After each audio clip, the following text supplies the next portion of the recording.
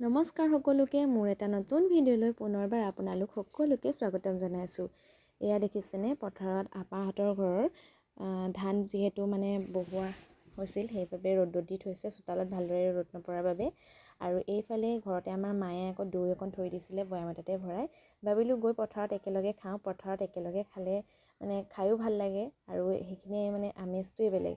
আৰু এইফালে আমি দৈ নিয়া দেখি আপাহঁতৰ মানে বৈয়ে এইফালে লাৰু বনাইছিলে আৰু এইফালে পিঠা বনাইছিলে আৰু এয়া চেনি চিৰা সকলোবোৰ পথাৰলৈকে লৈ আহিলে আৰু চাহো আনিছিলে। আমি সকলোৱে চাহ আৰু দৈ একদম আবতৰীয়া বিহু খাই দিলোঁ পথাৰতে দেই।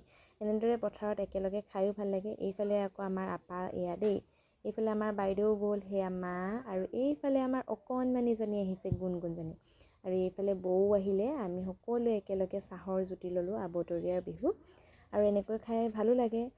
এইখিনি মানে আমেজেই সুকীয়া। বাৰু ভিডিঅ'টো যদি চাই ভাল লাগিলে তেনেহ'লে লাইক এটা কৰি দিব। বাকী আজিলৈ আহিছোঁ, বাই।